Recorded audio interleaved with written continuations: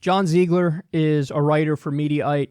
He's not a guy I often agree with, but he highlighted what the main delusion of Trump's opposition is. He's part of the hashtag resistance, even though he's right-leaning. So his new article is titled, Why Trump's Affair with Playmate Karen McDougal Should Matter, but of course will not. So, listen, let me just tell you how I'm sure you all recognize this. I never did a standalone segment on Stormy Daniels. I never did it. You want to know why? Because I'm consistent. If I was around when the Monica Lewinsky thing happened, I probably wouldn't have covered that either. Because I don't care about this when it comes to Democrats. I don't care about this when it comes to Republicans. Like I said, I'm consistent. Because it's of course it's theoretically possible. You know, let's say Bernie Sanders got elected, and somehow a story leaks about how in 1984, Bernie cheated on Jane Sanders. Now, that sucks. I feel horrible for Jane. That's a personal issue with them two. It's none of my business. It's none of your business. That's a personal matter.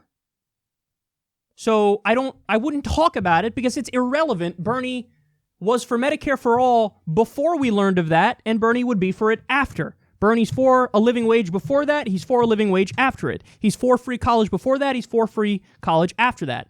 So when we're talking about politics, the whole point of politics is policy. I don't care about the soap opera angle of this bullshit. So I try to be consistent in my approach, and I don't try to take the fucking partisan bait and say, well, now all of a sudden I care about this because it's a Republican in office. Now, I think it's a fair point to make to say, well, the evangelicals are the biggest hypocrites in the world because they're outwardly excusing Trump cheating on his wife repeatedly, even though they make a big deal of it when it's a Democrat. So if you're somebody who's on the left and you want to point out the hypocrisy of the evangelicals, I agree with you 100%. You could do that all day long. But if you are making a big deal out of it as if this is one of the top things that Democrats should be focusing on moving into the 2018 or 2020 elections, if you think that this is something that should take precedence over any of Trump's actual policy issues, I think you're a silly person. I do. And I think politics is not for you. Maybe you should go try to find a writing job on a soap opera where they talk about things that are about the same level of intelligence that you seem to focus on, the frequency that you seem to be focusing on. Because this personal drama is just nonsense at the end of the day. But, of course, like I said, the disease of the hashtag resistance is I will throw all the mud against the wall that's possible on Trump and hope something sticks. And I'm not even going to try to make good arguments. I'm just going to say, I'm just going to try to generate outrage based on goofy shit. So, he explains how President Donald Trump apparently had a sexual affair with a nude model while married to Melania. And then he had his buddies pay to cover it up during the presidential election. That happened with Stormy Daniels. That also happened with this one, Karen McDougal. Only this time, the entity paying her off during the campaign was not his lawyer, but the National Enquirer, which is owned by Trump's friend. So that's the story. And then he goes on to list 1,000 reasons why he thinks it's like the biggest story ever, and that's it. That's the whole story. And my whole point in doing this segment is to caution Democrats. They're never going to listen because they haven't been listening all along. But if your main arguments against Trump are any of the following: number 1, Russia. Number 2, Stormy Daniels. Number 3, Karen McDougal. Number 4, some memo bullshit. Number 5, the chaos in his cabinet. Oh my God, there was a guy who he had in his cabinet who turns out was the domestic abuser, and then he fired him.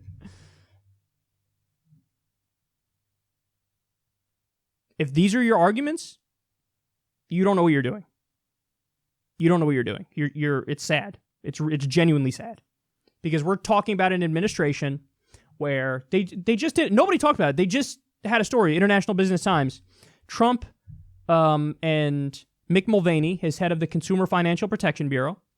Mick Mulvaney took $52,000 or $54,000 from the predatory payday loan industry. Donald Trump took, I think it was over $1 million at his inauguration from the predatory payday loan industry. Then they turn around. There was an ongoing case into the predatory payday loan industry. They said, that's nice. We're done with that. We're going to wrap that up.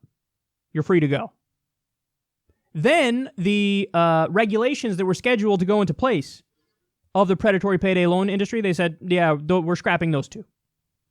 So now predatory payday lenders can charge you 950% interest. So you have collusion with one of the most predatory industries in the fucking country. Trump did their bidding as he proclaimed, the forgotten man and woman will never be forgotten again. Media doesn't talk about it. Democrats don't talk about it because Trump had sex. This is why you're all fucking jokes. This is why you're all jokes. Trump's tax plan has a 33% favorability rating. And the Democrats just said, no, we're not going to run on that in 2018. Why? Well, we're here to restore balance. The American people don't want balance. Only 33% support his shitty tax plan. They want you to run against his tax plan. They want you to get out there and say 83% of the benefits go to the top 1%. The bill raises taxes on everybody making $75,000 a year or less. We're against that. You know what we're in favor of? Raising the minimum wage to a living wage. Pro-union legislation. That's what we're in favor of. We're in favor of a transaction tax on Wall Street. We're in favor of tying the capital gains tax to the income tax rate. So when Mitt Romney sits on his ass all day and he makes $15 million a year, he's taxed at least the same rate as a fucking doctor. But no, now he's taxed way less than that. We're going to fix this system. There's loopholes. We're going to make it so that billionaires can't hide their money overseas anymore. We're going to tax them. But no, they're not going to make any of those arguments. They're not going to make any of those arguments. None. Hey, Trump's bombing 8 different countries. Are you going to be against that? No, we're actually in favor of that. Because fucking Karen McDougal and Stormy Daniels exist and Trump had sex. So let's bring that up and act like we're serious people and act like that affects, somebody's life sitting in the middle of fucking Kentucky and they have no health care. 3 million people just got kicked off their health care, guys. 3 million people because of Donald Trump's executive orders. Obamacare was a shitty Band-Aid with ointment over a gaping gangrenous wound that is our healthcare system. It was a tiny step in the right direction. Donald Trump said, let's rip out that, rip off that Band-Aid, take a rusty knife and jam it right in that wound. 3 million people were kicked off their healthcare because of Donald Trump. I haven't heard a single fucking Democrat except Bernie Sanders bring that up. Because, we got to talk about Russia. We got to talk about Russia. We got to talk about fucking Karen McDougal.